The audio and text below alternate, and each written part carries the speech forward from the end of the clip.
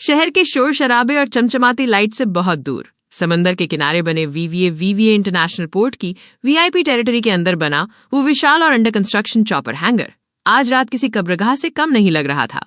समंदर की खारी हवा और लोहे पर लगी जंग की अजीब सी महक उस पूरे एरिया में फैली हुई थी। ये कोई आम ठिकाना नहीं था।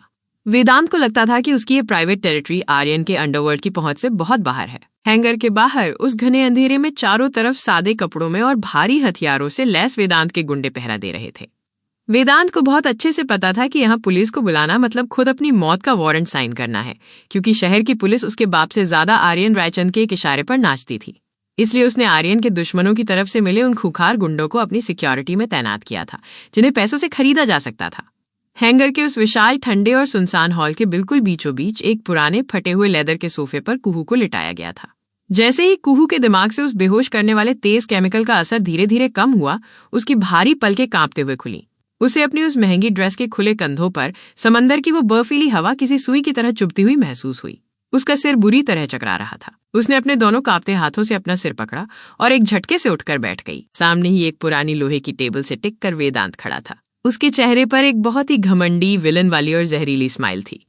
एक हाथ में अपनी महंगी ड्रिंक का ग्लास लिए वो कुहू को ऐसे घूर रहा था जैसे उसने दुनिया का सबसे बड़ा खजाना जीत लिया हो और अब पूरी दुनिया उसके कदमों में है।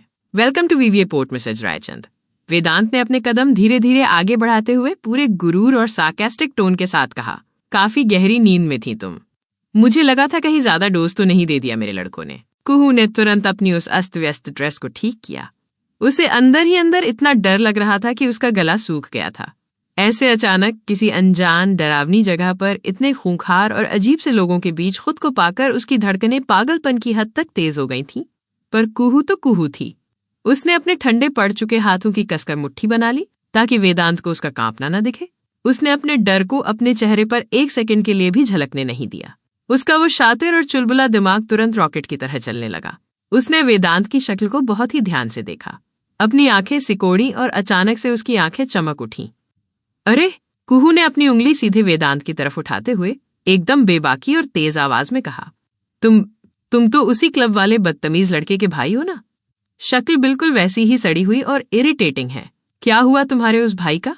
प्लास्टर कटा या अभी भी हॉस्पिटल के बेड पर पड़ा पड़ा सिसक रहा है? वैसे सच सच बताना, मेरी वो ताइक्वांडो वाली फ्लाइंग किक्स कैसी लगी थी उसे? अगर कहो तो तुम्हारे लिए भी एक डेमो दे दूं? वेदांत के हाथ का वो ग्लास होंठों तक जाते जाते वहीं रुक गया। उसका चेहरा एक ही पल में गुस्से से तमतमा उठा और लाल हो गया। वो हैरान था कि ये लड़की मौत के मुंह में बैठकर डरी सहमी रोने के बजाय इतने कॉन्फिडेंस से कैसे बोल रही है। ये उसके भाई की टूटी हड्डियों का मजाक उड़ा रही थी। Shut up! वेदांत ने अपनी आवाज ऊंची करते हुए जोर से चिल्लाकर कहा, तुम्हारी इसी कैंची जैसी जुबान और तुम्हारे उस पति के बॉडीगार्ड्स ने मेरे भाई का जो हाल किया है ना, उसी का बदला लेने के लिए मैंने तुम्हें उठाया है। पहले मुझे लगा था कि तुम कोई मामूली बेवकूफ सी लड़की हो। वेदांत टेबल से हटकर कुहू की तरफ थोड़ा झुका। उसकी आंखों में अब एक अजीब सी सनक थी। फिर मैंने क्लब के सीसीटीवी की वो क्लिप्स देखी जहां तुम मेरे भाई को मार रही थी, तो मेरी गलतफहमी बदल गई।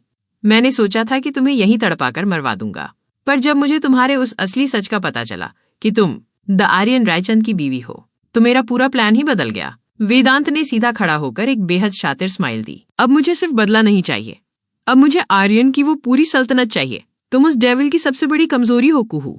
तुम्हें पता भी है मैं कौन हूँ। मेरे डैड इस स्टेट के होम मिनिस्टर थे। तुम्हारे पति की वजह से मेरे डैड की कुर्सी गई, पर पावर अभी भी है मेरे पास। ये पूरा सिस्टम, ये पूरी सरकार मेरी जेब में है। आर्यन ने मुझे मेरी औकात दिखाने के लिए मेरे ही बाप के घर में मुझे हाउस अरेस्ट करवाया था ना। देख लो, मैं उसी सिस्टम की पावर से आज बाहर आ गया। आज रात तुम्हारी इस कीमती जान के बदले आर्यन रायचंद अपनी बिलियंस की जायदाद, अपना वो अकूत पैसा और अपनी सारी पावर मेरे कदमों में रख देगा। कुहू ने वेदांत की इस पूरी मेन विलन वाली स्पीच को सुना और फिर जानबूझकर एक बहुत जोर की लंबी उबासी ली। हो गया तुम्हारा भाषण? कुहू ने अपना पेट पकड़ते हुए मुंह बनाकर कहा, यार तुम दोनों भाइयों के दिमाग में सच में भूसा भरा है क्या? होम मिनिस्टर के बेटे थे हो नहीं, और अगर पावर है भी तो क्या घर में खाने को नहीं मिलता जो दूसरों की प्रॉपर्टी पर नजर गड़ाए बैठे हो? Oh sorry, x home minister बोलना भूल गई क्या मैं? और यार किडनैप करके लाए हो और एक प्लेट स्नैक्स तक नहीं पूछा। मुझे बहुत तेज भूख लगी है। और सुनो, ओए एक्स मिनिस्टर के बुझे हुए चिराग, मेरे आर्यन जी के सामने तुम्हारी औकात एक चींटी बराबर भी नहीं है। वो बहुत बड़े और रिस्पेक्टेड बिजनेसमैन हैं। वो आते ही होंगे मुझे लेने, और वो भी अपनी पूरी पुलिस फोर्स लेकर आएंगे। वो तुम्हें ऐसा कुचलेंगे कि तुम्हें कोई नहीं बचा पाएगा। तुम्हारे डैड की कुर्सी तो गई ना, अब तुम भी सीधे जेल जाओगे। और सुनो, वो जो अंकल अजीब सी विग पहनकर आए हैं ना बाहर गेट पर, उन्हें बोलना कि वो चिड़िया का घोंसला उनके सिर पर बिल्कुल अच्छा नहीं लगता। और हाँ, अगर आर्यन जी के आने में टाइम है तो मेरे लिए पिज्जा का डिब्बा भिजवा देना, एक्स्ट्रा चीज के साथ। तुम कुछ ज्यादा ही बोल रही हो। वेदांत का ईगो बुरी तरह हर्ट हो चुका था। वो गुस्से से कांपने लगा था। उसने अपनी जैकेट से अपना फोन निकाला। तुम्हें अपने पति पर बहुत घमंड है ना? अभी दिखाता हूँ कि तुम्हारा वो सो कॉल्ड भगवान पति कैसे मेरी एक धमकी पर मेरे सामने भीख मांगता है। वेदांत जैसे ही फोन मिलाने पलटा, कुहू के चेहरे की वो सारी झूठी बहादुरी और नौटंकी एक ही पल में हवा हो गई। उसे अंदर से इतना ज्यादा डर लग रहा था कि उसके हाथ पैर ठंडे पड़ चुके थे। उसकी सांसें तेज चलने लगी थीं। हे भगवान कुहू, तूने कुछ ज्यादा ही बकवास तो नहीं कर दी ना? मर गई मैं। कुछ भी हो, है तो ये क्रिमिनल और गुंडा ही ना। आर्यन जी तो बस एक बिजनेसमैन है। हाँ, गुस्सा वो डेविल जैसा करते हैं, चिल्लाते हैं, पर हैं तो एक सीधे साधे इंसान ही ना। वो मार डालूंगा कहते जरूर हैं, पर इसका मतलब ये थोड़ी है कि वो सच में किसी को मारेंगे। वो अपने साफ सुथरे हाथ इन गुंडों पर क्यों गंदे करेंगे? और वो भी मेरे लिए? यहाँ तो इतने सारे हथियार वाले लोग हैं। आर्यन जी अकेले आ गए और उन्हें कुछ हो गया तो? नहीं, मैं आर्यन जी को कुछ नहीं होने दूंगी। मुझे ही यहाँ से कोई रास्ता निकालकर भागना पड़ेगा। बेचारी मासूम कुहू अपने उस खड़ूस पति से इतना प्यार करती थी कि अपनी जान से ज्यादा उसे आर्यन के खरोंच आने का डर सता रहा था। उसे तो यही लगता था कि आर्यन बस एक बहुत बड़ा बिजनेसमैन है। उसे क्या पता था कि जिस इंसान के साथ वो एक घर में रहती थी, वो अंडरवर्ल्ड का साक्षात खूंखार माफिया किंग है। वेदांत ने आर्यन के प्राइवेट नंबर पर एक एनक्रिप्टेड वीडियो कॉल मिलाया। कॉल उठते ही वेदांत ने स्क्रीन पर देखा। उसे लगा आर्यन पागलों की तरह पैनिक में होगा, अपनी बीवी के लिए तड़प रहा होगा, पर स्क्रीन पर जो दिखा उसने वेदांत के अंदर एक अजीब सी सिहरन पैदा कर दी। स्क्रीन पर आर्यन रायचंद अपनी कार की पिछली सीट पर बेहद रिलैक्स्ड, शांत और एक खौफनाक अंदाज में बैठा हुआ था। उसके चेहरे पर पैनिक की एक सिंगल लकीर भी नहीं थी, बल्कि उसकी उन गहरी नीली आंखों में साक्षात मौत नाच रही थी। आर्यन जी, कुहू स्क्रीन देखते ही तुरंत अपनी घबराहट छुपाकर एक्टिव हो गई। अपनी कांपती हुई आवाज को नॉर्मल करने की कोशिश करते हुए वो एक बच्ची की तरह शिकायत करने लगी। आर्यन जी, ये किडनैपर बहुत कंजूस और गंदा है।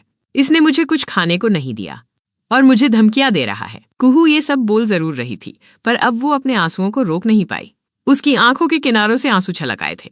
वेदांत अपने गुरूर में उन आंसुओं को नहीं देख सकता था, पर स्क्रीन के उस पार बैठा आर्यन अपनी बीवी की आंखों को बहुत अच्छे से पढ़ रहा था।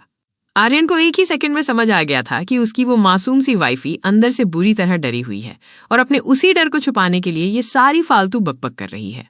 अपनी कुहू की आंखों में आंसू देखकर आर्यन का सीना उस भयंकर तड़प और गुस्से से सुलग उठा। उसका बस नहीं चल रहा था कि वो फोन की स्क्रीन फाड़कर वेदांत की गर्दन धड़ से अलग कर दे, पर उसने अपने चेहरे के खूंखार भाव बिल्कुल नहीं बदलने दिए। मैं बस आ गया कुहू। आर्यन की भारी आवाज में कुहू के लिए एक ऐसा गहरा सुकून था जिसने कुहू की आधी घबराहट वहीं खत्म कर दी। और फिर आर्यन की वो कातिलाना नजरें वेदांत के चेहरे पर जाकर लॉक हो गईं। आर्यन रायचंद, वेदांत ने अपनी घबराहट छुपाते हुए फोन को अपने चेहरे के पास लाते हुए पूरे एटीट्यूड में कहा, तुम्हारी बीवी मेरे पास है। तुम यहाँ तक ना आ सकते हो, ना तुम मुझे लोकेट कर सकते हो। तो बाजी मेरे हाथ में है। अगर इसे जिंदा ले जाना है तो अपनी सारी प्रॉपर्टी मेरे नाम कर दो। वेदांत जब आर्यन से स्क्रीन पर बात करने में और उसे धमकियां देने में बिजी था, कुहू सोफे पर बैठे बैठे चुपचाप अपनी नजरें घुमाकर उस विशाल हॉल से बाहर निकलने का रास्ता ढूंढ रही थी। वो किसी भी कीमत पर आर्यन जी को इन गुंडों के बीच नहीं आने देना चाहती थी। उसकी नजरें तेजी से भाग रही थी। उसने देखा कि मेन गेट पर तो हट्टे कट्टे गुंडे खड़े थे, पर हैंगर के पिछले हिस्से में कुछ बड़े बड़े लकड़ी के क्रेट्स रखे थे और उनके ठीक ऊपर एक छोटा सा वेंटिलेशन वाला रास्ता था। अगर मैं किसी तरह वेदांत को बातों में फंसाकर उन क्रेट्स तक पहुंच जाऊं, कुहू का दिमाग अपनी एस्केप प्लानिंग में लग चुका था। स्क्रीन पर वेदांत की डिमांड सुनकर आर्यन बिल्कुल नहीं चौंका, बल्कि उसके चेहरे पर एक बेहद डार्क और शैतानी स्माइल आ गई। चीटी को अगर पर निकल आए वेदांत। आर्यन की वो भारी, सर्द और रूह कंपा देने वाली आवाज फोन के स्पीकर से गूंजी।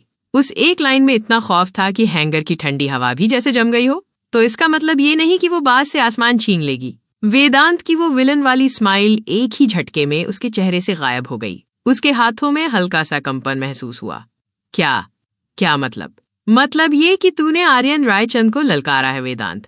आर्यन की आवाज अब एक खूंखार गुर्राहट में बदल चुकी थी। ये वो बिजनेसमैन आर्यन नहीं था जिसे कुहू जानती थी। ये अंडरवर्ल्ड का वो साक्षात डेविल था जिसके नाम से मौत भी कांपती थी। मैं तुझे ढूंढ ही लूंगा, तू चाहे जमीन के नीचे छुप जा या आसमान में। और जब मैं तुझे ढूंढूंगा ना वेदांत, तो मौत भी तेरे लिए एक रहम होगी। मैं तेरी एक एक हड्डी को इतनी बेरहमी से तोड़ूंगा कि तू सांस लेने के लिए भी भीख मांगेगा। तू भूल रहा है कि तेरी बीवी मेरे पास है। वेदांत को आर्यन की इस बेखौफ आवाज और उसके खौफनाक वादे से अंदर तक चिढ़ मच गई थी। उसका ईगो बुरी तरह हर्ट हो रहा था। उसने झटके से अपनी जैकेट से एक लोडेड गन निकाली और उसे स्क्रीन के सामने लहराते हुए आर्यन की आंखों में घूरा। मुझे ज्यादा अकड़ मत दिखा आर्यन रायचंद। वेदांत के चेहरे पर अब एक सनकीपन और पागलपन था। मैं जानता हूं कि आज नहीं तो कल तू मुझे मार ही देगा। मैं तो मरूंगा ही, पर तेरी इस मासूम सी बीवी को अपने साथ लेकर मरूंगा। सोच, जिस लड़की को तू फूलों की तरह रखता है, उसके जिस्म में जब मेरी गोलियां उतरेंगी तो कैसा लगेगा तुझे? वेदांत की इस सीधी मौत की धमकी और कुहू के लिए इस्तेमाल किए गए उन गंदे शब्दों को सुनकर आर्यन रायचंद के उस शांत, पत्थर और डेविल जैसे चेहरे पर पहली बार एक हल्की सी शिकन आ गई। उसकी उन गहरी नीली आंखों में अपनी कुहू को खोने का वो गहरा, रूह को सुन्न कर देने वाला खौफ एक सेकंड के लिए साफ झलक गया।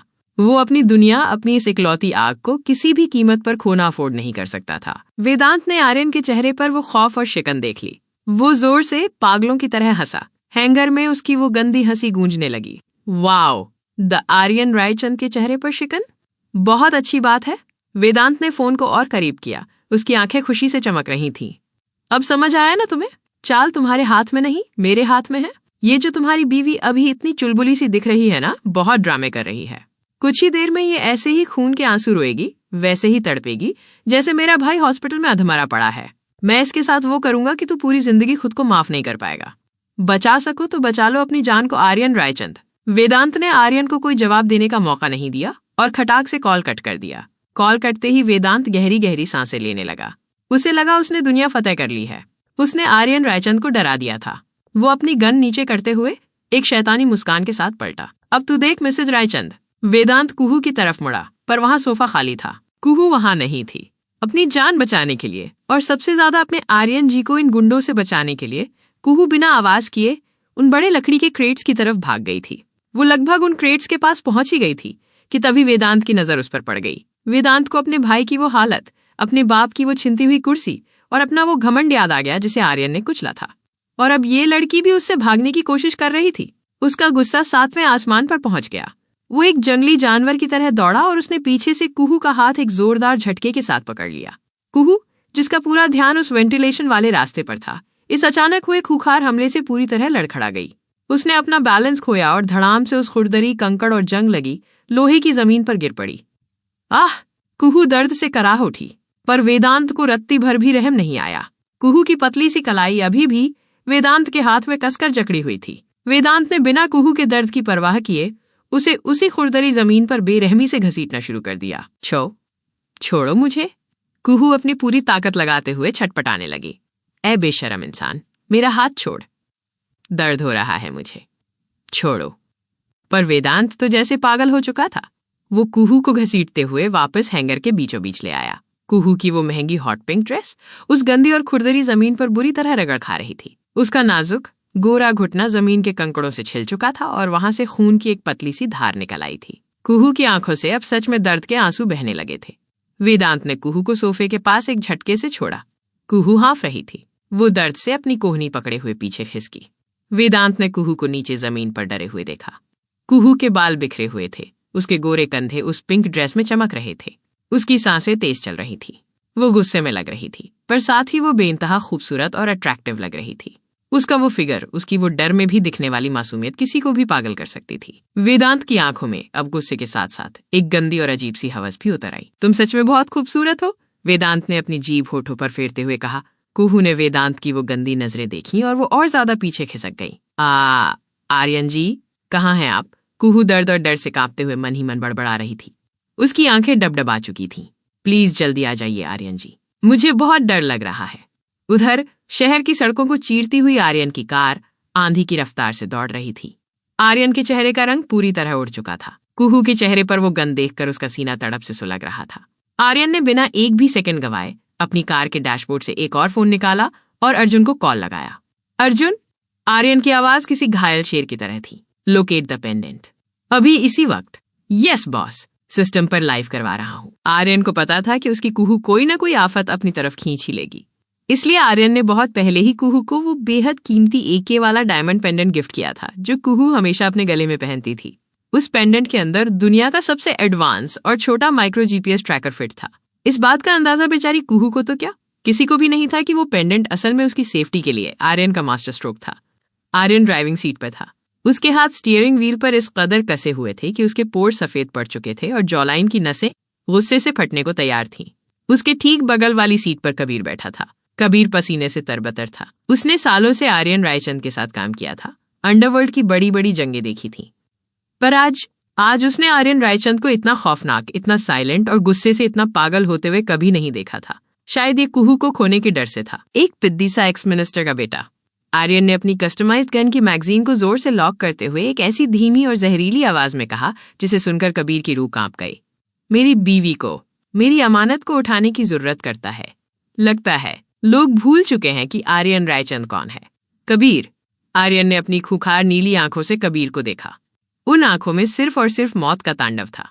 आज वो वेदांत किसी भी कीमत पर मेरे हाथों से जिंदा नहीं बचेगा। आर्यन ने सामने सड़क पर देखते हुए बेहद ठंडी आवाज में अपना फैसला सुना दिया। भाई, कबीर ने अपना थूक गटकते हुए पूरी गुस्से के साथ कहा, आप चिंता मत कीजिए, हम कुहू को सही सलामत वापस लाएंगे। उस कमीने वेदांत को तो मैं अपने हाथों से चीर दूंगा। मुझे उसी दिन उसे मार देना चाहिए था भाई। ये मेरी गलती है। सच कहते हैं कबीर।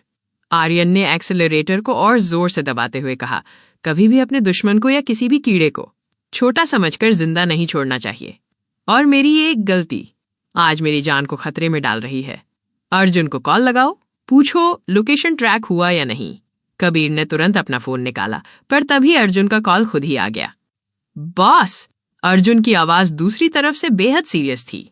उस वेदांत का लोकेशन मिल चुका है। वो शहर के बाहर है। मैंने आपको कोऑर्डिनेट सेंड कर दिए हैं। आप कहो तो मैं वहां आऊं? No need. आर्यन ने बेहद फ्लैट और खौफनाक आवाज में कहा, तुम अभी वहां का काम संभालो। इस कीड़े को मैं अकेला कुचल सकता हूं। इतना कहकर आर्यन ने कॉल कट कर दिया। कबीर ने तुरंत अपने लैपटॉप पर वो लोकेशन ट्रैक करना शुरू कर दिया।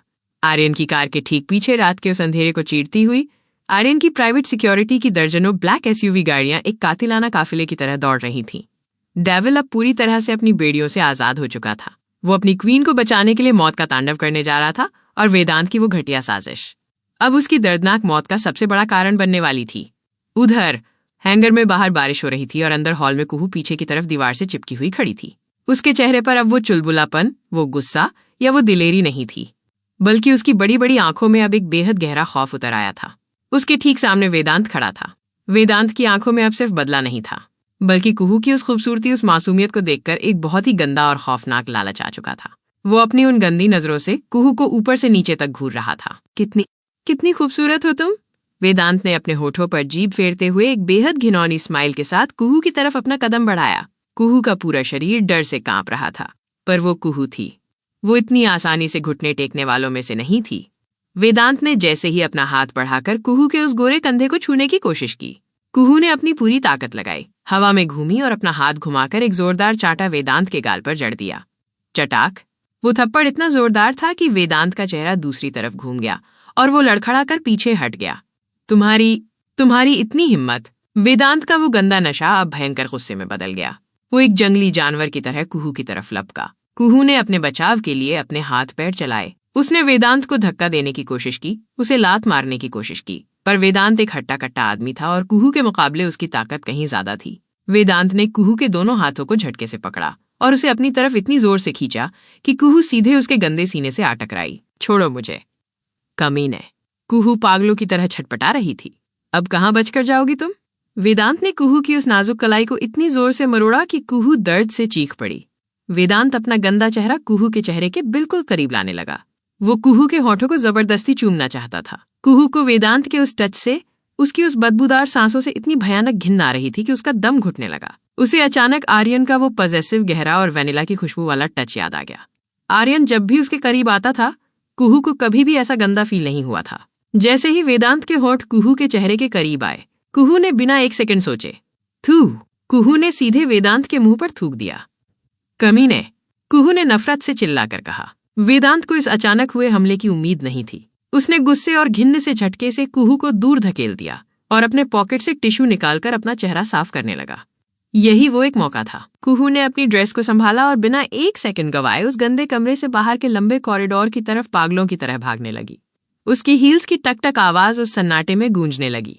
कुत्ती, आज मैं तुझे जिंदा नहीं छोड़ूंगा। वेदांत अपना चेहरा साफ करके पागलों की तरह कुहू के पीछे भागा। कुहू भागते भागते हाँफने लगी थी। उसका दिल सीना फाड़कर बाहर आ रहा था। उसने सामने एक पुराना और धूल भरा कमरा देखा। वो तुरंत उस कमरे के अंदर घुसी और झटके से दरवाजा बंद करने लगी, पर इससे पहले कि वो दरवाजे की कुंडी लगा पाती, धड़ाम, वेदांत ने अपना एक भारी और मजबूत हाथ दरवाजे के बीच में फंसा दिया। कुहू ने अपनी पूरी जान लगा दी दरवाजा बंद करने में, पर वेदांत ने एक जोरदार धक्का दिया और दरवाजा पूरी ताकत से खुल गया। कुहू उस झटके से संभल नहीं पाई और पीछे की तरफ लड़खड़ाती हुई सीधे कमरे के बीचों बीच रखे एक पुराने गंदे से स्प्रिंग वाले बेड पर जा गिरी। वेदांत कमरे के अंदर आया और उसने दरवाजा अंदर से लॉक कर दिया। वाओ! वेदांत की आंखों में अब एक बेहद खौफनाक और गंदा लालच पूरी तरह से हावी हो चुका था। वो कुहू को उस बेड पर बेबस और डरी हुई हालत में देखकर पूरी तरह से पागल हो रहा था। तुम तो खुद ब खुद बेड पर आ गिरी। लगता है किस्मत आज पूरी तरह से मेरे साथ है। कुहू बेड के दूसरे कोने तक खिसकने लगी। वो डर से इस कदर कांप रही थी कि उसके होठों से आवाज नहीं निकल रही थी। दूर दूर रहो मुझसे, कुहू ने पीछे खिसकते हुए रोते हुए कहा। वेदांत धीरे धीरे बेड के करीब आने लगा। वो कुहू के उस off shoulder hot pink dress में दिख रहे गोरे कंधों को एक बेहद ही गंदी और भयानक नजर से सूंघने की कोशिश कर रहा था। आर्यन जी, कुहू ने अब पागलों की तरह चीखना शुरू कर दिया। उसे लगा शायद आर्यन कहीं से आ जाएगा। चिल्लाओ और चिल्लाओ कुहू, वेदांत ने एक गंदी हंसी हंसते हुए कहा। यहां तुम्हारी आवाज सुनने वाला कोई आर्यन रायचंद नहीं है। आज तुम सिर्फ और सिर्फ मेरी हो। वेदांत एक झटके में बेड पर आया और उसने कुहू के ऊपर झुकने की कोशिश की। कुहू ने अपनी पूरी ताकत से उसे धक्का दिया, पर वेदांत ने उसे दबा लिया। वेदांत का वो गंदा शरीर कुहू के ऊपर हावी हो रहा था। कुहू को उल्टी आ रही थी। वो पागलों की तरह अपने हाथ पैर मार रही थी। तभी कुहू का हाथ बेड के ठीक बगल में रखी एक छोटी सी धूल भरी टेबल पर गया। वहां एक पुराना भारी कांच का फ्लावर वॉश रखा हुआ था। कुहू ने बिना सोचे अपनी पूरी ताकत से उस फ्लावर वॉश को उठाया और वेदांत के सिर पर पूरी ताकत से दे मारा। कांच के टुकड़े टुकड़े हो गए। आ! वेदांत दर्द से चीखते हुए अपना सिर पकड़े हुए सीधे जमीन पर नीचे जा गिरा। उसके सिर से खून की एक पतली सी धार निकल आई। कुहू एक सेकंड भी नहीं रुकी। वो झटके से बेड से उठी और दरवाजे की तरफ भागी। साली, तेरी इतनी हिम्मत! वेदांत को चक्कर आ रहे थे, पर वो एक खूंखार जानवर बन चुका था। कुहू दरवाजे तक पहुंच पाती उससे पहले ही वेदांत ने जमीन से ही अपना हाथ बढ़ाया और कुहू का एक पैर कसकर पकड़ लिया। नहीं, कुहू ने चीखते हुए अपना पैर छुड़ाने की कोशिश की, पर वेदांत ने एक जोरदार झटका दिया और कुहू धड़ाम से जमीन पर मुंह के बल गिर पड़ी। कुहू की उस नाजुक कोहनी और घुटनों पर गहरी खरोंचें आ गईं। आर्यन जी। कुहू अब दर्द और खौफ से पागलों की तरह रोने और चीखने लगी थी। वो अपने दूसरे पैर से वेदांत के उस हाथ पर किक मार रही थी, पर वेदांत ने उसकी टांग को नहीं छोड़ा। वेदांत लड़खड़ाते हुए जमीन से खड़ा हुआ। उसके सिर से खून बह रहा था। उसने कुहू के उन लंबे खुले हुए बालों को अपने हाथ में कसकर जकड़ा और उसे एक ही झटके में जमीन से ऊपर उठा लिया। आह! कुहू दर्द से बिलख पड़ी। तू मुझे मारेगी? वेदांत की आंखों में खून उतर आया था। उसने बिना कोई रहम किए अपना एक भारी और मजबूत हाथ उठाया और कुहू के उस नाजुक गोरे गाल पर एक बेहद जोरदार और भयानक तमाचा जड़ दिया। चटाक! वो थप्पड़ इतना जोरदार था कि कुहू के कानों में एक तेज सीटी बजने लगी। उसका दिमाग सुन्न हो गया। आंखों के सामने अंधेरा छा गया और उसके होंठ के किनारे से खून की एक बूंद छलक आई। कुहू का वो मासूम सा शरीर पूरी तरह से कमजोर पड़ गया और वो चक्कर खाकर वहीं जमीन पर धड़ाम से गिर पड़ी। कुहू भले ही ताइक्वांडो सीखी हुई थी, पर आखिर में थी तो वो एक 19 साल की मासूम बच्ची ही। वेदांत का वो तमाचा इतना ज्यादा जोरदार और वहशी था कि कुहू का वो नाजुक सा शरीर उस वार को झेल नहीं पाया। उसके गोरे गाल पर वेदांत की 5 उंगलियों के निशान गहरे लाल रंग से छप गए थे। वेदांत ने एक झटके में कुहू के दोनों गालों को अपने कठोर हाथों में दबोचा और उसे घसीटते हुए दीवार से सटा दिया। तुझसे मैं बहुत प्यार से पेश आ रहा था कुहू, वेदांत ने दांत पीसते हुए उसके चेहरे पर अपनी बदबूदार सांसें छोड़ते हुए कहा। पर अब मुझे समझ आ गया है कि तू उस प्यार को डिजर्व ही नहीं करती। ये कहते हुए वेदांत ने कुहू को दीवार से सटे एक पुराने धूल भरे सोफे पर जोर से धकेल दिया। कुहू दर्द से कराह उठी, पर वो आर्यन रायचंद की बीवी थी, कोई आम लड़की नहीं। खून से लथपथ होंठ होने के बावजूद उसने अपनी हिम्मत नहीं हारी। उसने अपनी डरी हुई लेकिन नफरत से भरी आंखें उठाईं। एक अकेली लड़की पर वार करके खुद को बहुत बड़ा मर्द समझ रहा है तू? कुहू ने अपनी कांपती आवाज में सीधे उसकी आंखों में देखते हुए कहा। पर असलियत तो ये है कि तू 1 नंबर का हिजड़ा है वेदांत। नहीं, हिजड़ा कहना भी उन लोगों की इंसल्ट होगी अगर मैं उन्हें तेरे जैसे गिरे हुए कीड़े से कंपेयर करूं। ये बात वेदांत के उस खोखले मेल ईगो पर किसी हथौड़े की तरह लगी।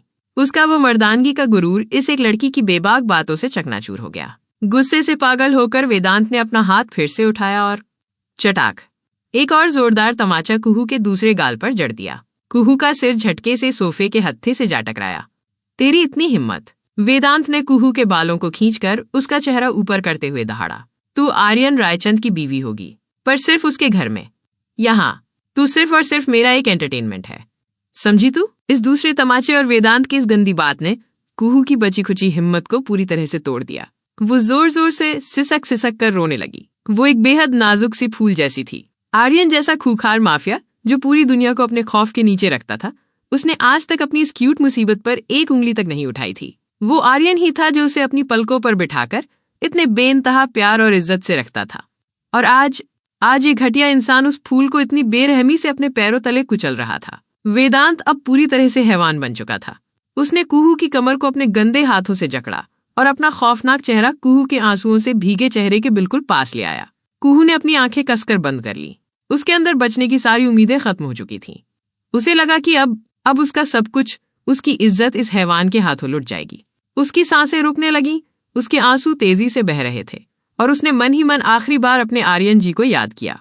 पर तभी धड़ाम, कमरे का वो भारी और पुराना लकड़ी का दरवाजा किसी की एक ही बेहद खौफनाक और जानलेवा लात से अपनी चौखट से उखड़कर अंदर की तरफ जा गिरा। वो धमाका इतना जोरदार था जैसे वहां कोई बम फट गया हो।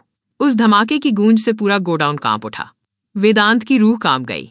वो झटके से कुहू के ऊपर से हटा और खौफ के मारे पीछे की तरफ उछल गया। उसकी नजरें उस टूटे हुए दरवाजे की चौखट पर गईं और वहां जो खड़ा था उसे देखकर वेदांत के शरीर का सारा खून जैसे बर्फ की तरह जम गया। चौखट पर साक्षात मौत खड़ी थी। द आर्यन रायचंद। आर्यन की उन गहरी नीली आंखों में कोई इंसानियत, कोई रहम या कोई इंसान नहीं बचा था। वहां सिर्फ और सिर्फ एक खूंखार डेविल था। बाहर जोरदार बारिश हो रही थी और पीछे आसमान में कड़कती बिजली की रोशनी में आर्यन का वो चौड़ा, मस्कुलर और गुस्से से सुलगता हुआ शरीर किसी यमराज से कम नहीं लग रहा था। गोडाउन के बाहर आर्यन के खूंखार बॉडीगार्ड्स ने पूरी जगह को चारों तरफ से घेर लिया था। कबीर, जो हमेशा आर्यन के इल्लीगल और खून खराबे वाले कामों से खुद को दूर रखता था, आज उसके चेहरे पर भी एक भयानक नफरत और गुस्सा था। भाभी पर हाथ डालने की जुर्रत करने वाले उन गुंडों को कबीर अपनी गन से बिना किसी रहम के एक एक करके मौत के घाट उतार रहा था। बाहर लगातार गोलियां चलने की खौफनाक आवाजें आ रही थीं। अंदर कमरे में आर्यन को साक्षात अपने सामने देखकर वेदांत का वो सारा एक्स मिनिस्टर के बेटे वाला गुरूर मिट्टी में मिल गया। मौत को अपने इतने करीब देखकर वेदांत की सांसें अटक गईं। घबराहट और पागलपन में वेदांत की नजर जमीन पर पड़े एक पुराने, धारदार और जंग लगे चाकू पर गई। उसने बिना एक पल गंवाए वो चाकू उठाया और कुहू को बंधक बनाने के लिए उसकी तरफ पागलों की तरह झपटा। आर्यन जी! कुहू खौफ से चीख पड़ी, पर इससे पहले कि वेदांत का वो गंदा हाथ कुहू तक पहुंच पाता, आर्यन किसी बुलेट प्रूफ कार की तेज रफ्तार की तरह एक ही सेकंड में उन दोनों के बीच आकर दीवार की तरह खड़ा हो गया। वेदांत का वो धारदार चाकू पूरी ताकत के साथ आर्यन के उस चौड़े और सख्त कंधे में गहराई तक जा धंसा। खून का एक फव्वारा सा छूटा और आर्यन की व्हाइट शर्ट पल भर में लाल हो गई। कुहू की चीख उसके हलक में ही अटक गई। उसकी आंखें फटी की फटी रह गईं। पर द आर्यन रायचंद के चेहरे की एक लकीर तक नहीं हिली। उसे उस गहरे घाव का कोई दर्द, कोई एहसास नहीं हुआ। उसने अपनी ठंडी और खौफनाक नजरें नीचे उस चाकू पर डाली और फिर धीरे से अपना सिर उठाकर वेदांत की उन कांपती हुई आंखों में देखा। वेदांत के हाथ उस चाकू के हैंडल पर ही जम गए थे। वो पीछे हटना चाहता था, पर आर्यन ने एक बिजली की सी फुर्ती के साथ अपना मजबूत हाथ आगे बढ़ाया और वेदांत की गर्दन को अपने लोहे जैसे पंजे में कसकर जकड़ लिया। आर्यन ने बिना कोई जोर लगाए वेदांत को उसके गले से पकड़कर हवा में उठा लिया। वेदांत के पैर जमीन से ऊपर हवा में तड़पने लगे। उसका दम घुटने लगा। आज से तेरा नाम, तेरा वजूद। आर्यन की आवाज किसी गहरी खाई से आती हुई खौफनाक गूंज की तरह थी। सब इस जगह के साथ जलकर राख हो जाएगा। आर्यन ने वेदांत को हवा में ही एक इतनी भयानक और जोरदार लात मारी कि वेदांत का शरीर हवा में उड़ता हुआ कमरे के दूसरे कोने में जाकर दीवार से धड़ाम से टकराया और नीचे जमीन पर गिरकर तड़पने लगा। वेदांत को वहां फेंकने के बाद आर्यन का पूरा ध्यान, उसका पूरा वजूद सिर्फ और सिर्फ अपनी कुहू की तरफ घूम गया। आर्यन बिना अपने बहते हुए खून की परवाह किए सीधे कुहू के पास उस पुराने बेड पर जाकर बैठ गया। कुहू, जो अब तक डर और दर्द से कांप रही थी, वो आर्यन को अपने सामने देखते ही पूरी तरह से टूट गई। वो खून और आंसुओं से लथपथ होकर आगे बढ़ी और आर्यन के उस सख्त सीने से जाकर बुरी तरह चिपक गई। आर्यन जी! कुहू हिचकियां लेते हुए बच्चों की तरह जोर जोर से रोने लगी। उसके नाजुक हाथ आर्यन की शर्ट को कसकर जकड़े हुए थे। उसने मुझे मारा आर्यन जी। मुझे बहुत डर लग रहा था।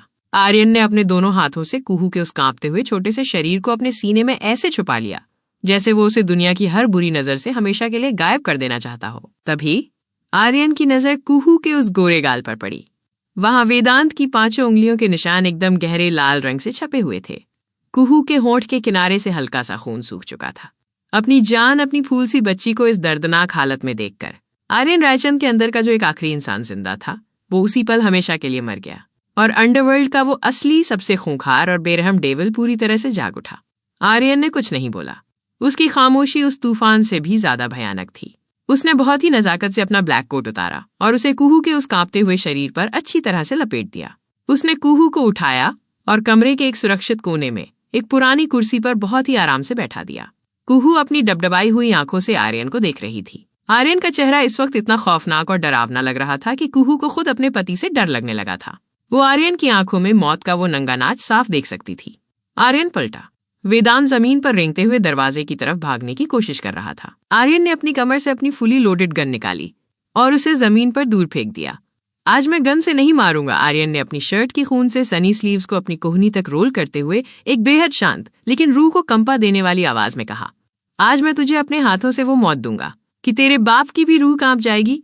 आर्यन अपने भारी कदमों से चलते हुए वेदांत के पास पहुंचा। उसने अपने भारी बूट से वेदांत की पीठ पर एक जोरदार वार किया, जिससे वेदांत पलटकर सीधा हो गया। आर्यन घुटनों के बल नीचे बैठा। उसने वेदांत के उस दाहिने हाथ को अपनी मजबूत गिरफ्त में लिया, उसी हाथ को जिससे उस हैवान ने कुहू के गाल पर तमाचा मारा था।